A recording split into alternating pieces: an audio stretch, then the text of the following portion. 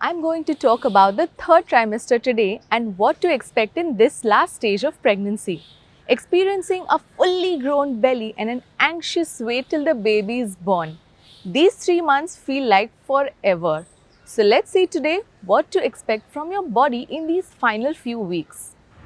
Hey everyone, it's Dr. Dhruti and welcome back to Mama Knows Best.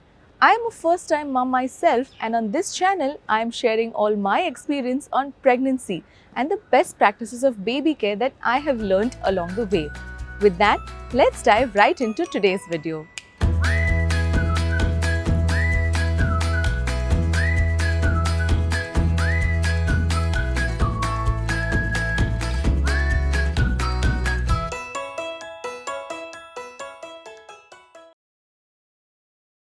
First up, what is gestational diabetes and what your diet should be? Well, the good thing in the third trimester is the uneasy feeling of loss of taste and nausea and vomiting is almost gone and you will begin to enjoy all the flavors of food again. But on the flip side, the surge in hormones may lead to gestational diabetes. That's why in the 7th month, there is a glucose tolerance test. Well, diabetes leads to a big size baby, which then makes normal delivery difficult, that is the vaginal birth. A big size baby does not necessarily mean a healthy baby. A quick word of the wise here.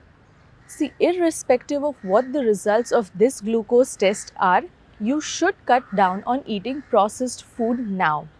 Anything that comes in a sealed packet is a strict no. Also, just because you have got your taste back doesn't mean you got to hog on junk food like pizzas and burgers.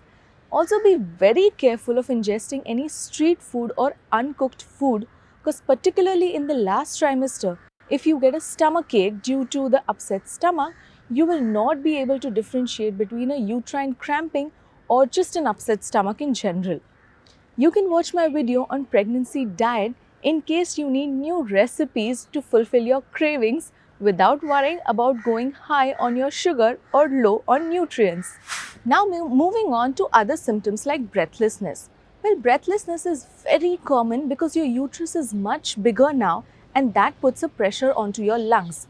I also experienced a lot of fatigue and tiredness and at times complete loss of sleep. I used to be awake all night because whenever I would just lie down, I would feel breathless. An important advice here is that you have to lie down turning onto your left side. See, that is because the vessel, the inferior vena cava that brings the blood back to your heart runs onto the right side and that can get compressed from the growing uterus. Now the next symptom would be the swelling. Well, swollen feet or general swelling all over your body like your face, neck, fingers is all too common. A quick word here too is that you should remove all your rings and bangles now. I have known cases where due to the swelling in fingers, the rings got stuck and the doctor literally had to cut them out. So it's better to lose your rings and bangles right away. A few other symptoms were severe pain in my fingers after waking up in the morning and that was pretty weird. Also, a few of my friends experienced severe itching on the third trimester all throughout their body. So there could be few more uncommon symptoms seen as well. Your big tummy is going to make simple tasks very difficult. Like during a bath, in case you're using a bucket, you will not be able to bend down. Additionally, it's advisable to not bend or do any activity for which you have to squat in the last trimester till the 36 weeks, as this can push the baby further down. However, squats are extremely helpful after 36 weeks as this helps to lower the baby and get it ready for a vaginal birth. Now, most important thing in the third trimester other than your diet is staying active and fit. You can still be active during the last 3 months, but you will probably find your body slowing down naturally. Walking is an ideal exercise. I was in fact encouraged to walk during the long labor hours too. But do check with your gynecologist for any of these activities. I highly recommend joining a prenatal yoga class. Yoga and pranayam are immensely helpful. See, stretches from the neck to shoulders to arms, your hips, legs, all of this followed by shavasana was the part of my daily routine. and it helped improve my aerobic respiration, meaning good oxygen to all your body muscles that help avoid any sprains or cramps. In case you take up any prenatal yoga classes, please make sure to learn from a person trained in yoga, particularly for pregnancy. Most hospitals do have affiliated yoga instructors too. And with that, we are at the end of this video, and here are your takeaways. Firstly, cut down on eating processed food. Second, add stretching exercises and yoga to your daily routine.